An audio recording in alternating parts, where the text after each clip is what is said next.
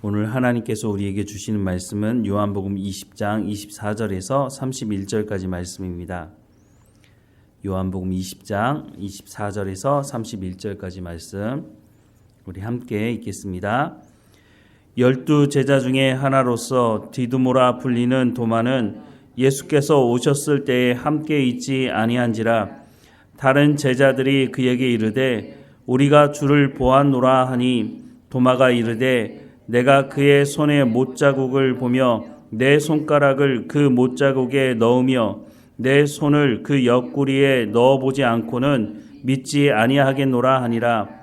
여드레를 지나서 제자들이 다시 집 안에 있을 때에 도마도 함께 있고 문들이 닫혔는데 예수께서 오사 가운데 서서 이르시되 너희에게 평강이 있을지어다 하시고 도마에게 이르시되 내 손가락을 이리 내밀어 내 손을 보고 내 손을 내밀어 내 옆구리에 넣어보라. 그리하여 믿음 없는 자가 되지 말고 믿는 자가 되라. 도마가 대답하여 이르되 나의 주님이시요 나의 하나님이시니이다. 예수께서 이르시되 너는 나를 본고로 믿느냐? 보지 못하고 믿는 자들은 복되도다 하시니라. 예수께서 제자들 앞에서 이 책에 기록되지 아니한 다른 표적도 많이 행하셨으나 오직 이것을 기록함은 너희로 예수께서 하나님의 아들 그리스도이심을 믿게 하려 함이요 또 너희로 믿고 그 이름을 힘입어 생명을 얻게 하려 함이니라. 아멘. 도마는 직업이 목수로 알려져 있습니다. 또 도마는 쌍둥이였던 것으로 보입니다. 오늘 본문에도 보면 디두모라 불리는 도마라고 말하고 있는데 이 디두모라라고 하는 것은 디두모, 그 뜻은 쌍둥이라는 뜻을 가지고 있습니다. 예수님께서 부활하셔서 제자들에게 오셨을 때 그 자리에 도마가 있지 않았다라고 말씀을 하고 있습니다.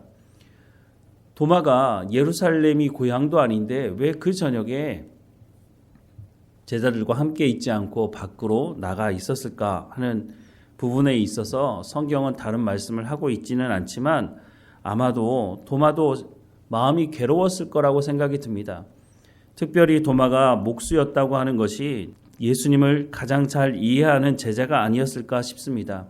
오늘도 보면 직업이 같은 사람들은 그 마음을 잘 이해하는 부분이 있기 때문에 아마도 도마가 예수님을 보면서 예수님은 십자가에 못 박혀 죽으실 만한 죄를 지은 적이 없는데 예수님을 가장 잘 알 거라고 생각이 되는 도마 입장에서는 도저히 이 상황이 이해가 되지 않는 것입니다. 예수님께서 잡히신 그 시간으로부터 시작해서 하루도 되지 않아서 예수님이 십자가에 못 박혀 죽었다고 하는 것을 받아들이기 어려웠을 것입니다.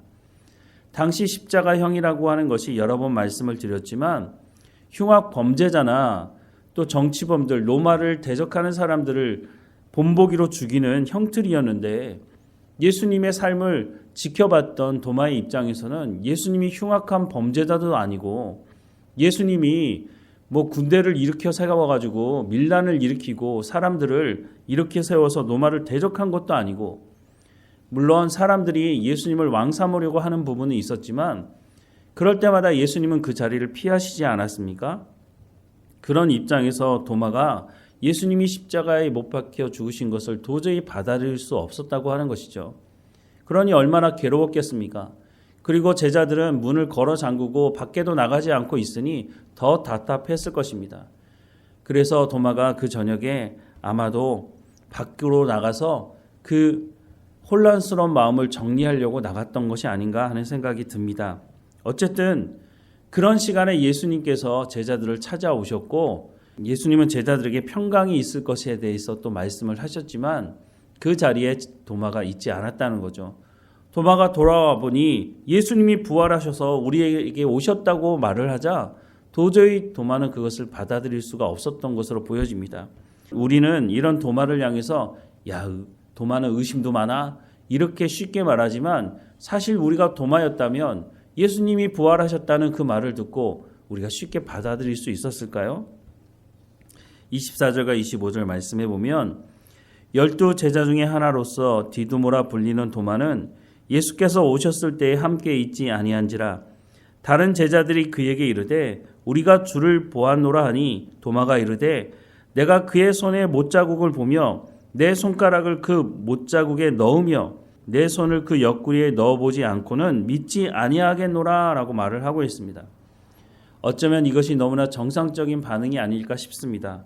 왜냐하면 부활했다고 하는 소식을 누구에게도 들어본 적이 없기 때문입니다.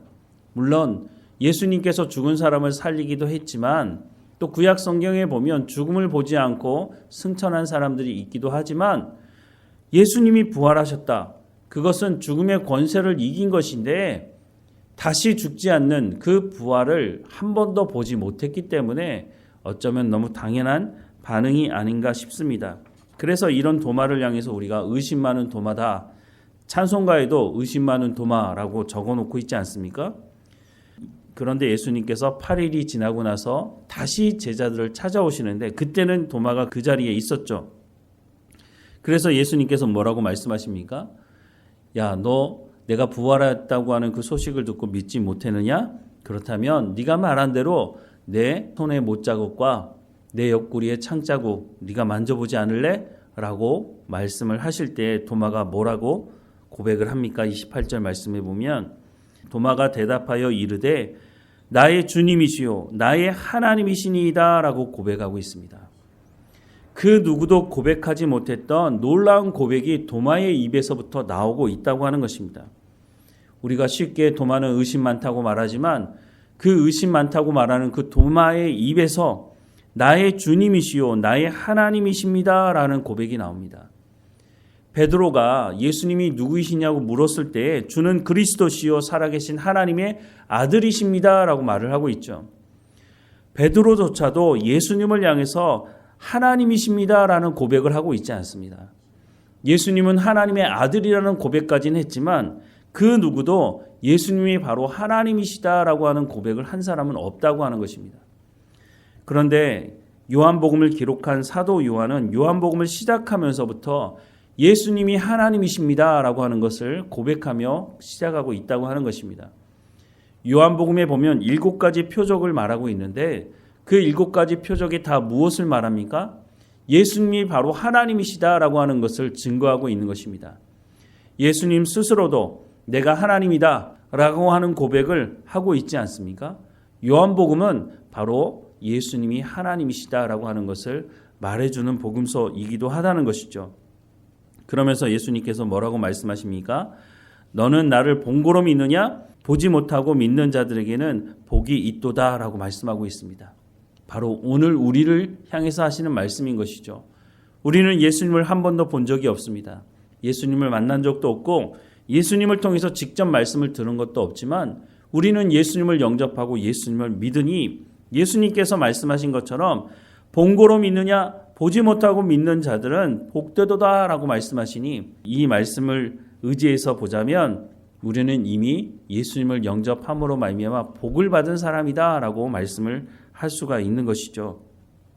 오늘 본문 마지막에 보면 30절과 31절에 예수께서 제자들 앞에서 이 책에 기록되지 아니한 다른 표적들도 많이 행하였으나 오직 이것을 기록함은 너희로 예수께서 하나님의 아들 그리스도이심을 믿게 하려 하며 또 너희로 믿고 그 이름을 힘입어 생명을 얻게 하려 함이니라 라고 말씀을 하고 있습니다.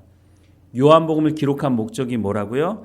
예수님이 하나님의 아들이심을, 예수님이 우리 가운데 구원을 허락하실 그리스도 메시아이심을 너희에게 알리기 위해서 이 말씀을 기록했다라고 말씀을 하고 있는 것입니다. 그래서 우리가 성경을 읽고 성경 말씀을 우리 마음에 새기는 중요한 이유가 여기 있기도 한 것이죠. 우리가 복음을 전하다 보면 도마와 같은 사람들을 만날 수 있습니다. 사람이 죽었다 살아나는 것을 보면 내가 예수 믿겠다고 말하는 사람들도 있죠. 참 안타까운 마음이 들죠. 하지만 복음을 전하는 사람들 그 눈빛에서 그 삶에서 얼마나 하나님의 말씀을 믿고 있는 그 담대함을 가지고 전하는 그 모습이 눈으로 또한 삶을 통해서 증거하지 않습니까?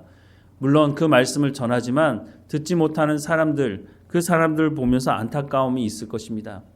도마에게 예수님이 부활하셨다고 부활을 목격한 그 제자들이 얼마나 담대하게 말씀을 전했겠습니까? 그럼에도 불구하고 성령이 그 가운데 있지 않으면 예수님의 말씀을 듣지 못하면 예수님을 영접하기 어려운 것이죠. 그렇다고 해서 우리가 실망할 필요 없습니다.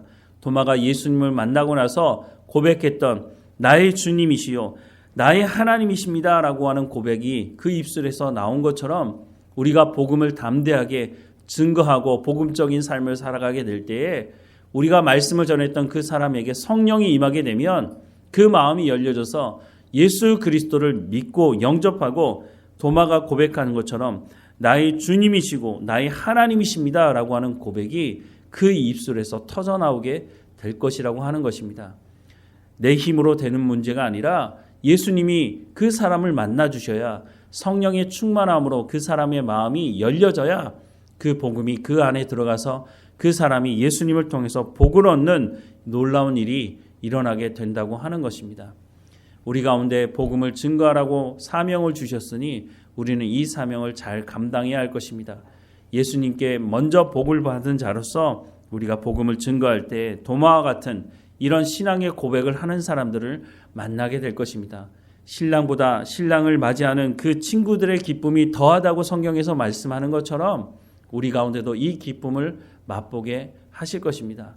그러니 우리가 예수님을 담대하게 증거하는 이 삶을 중단하지 않고 복음을 증거하는 삶을 살아가야 할 것입니다.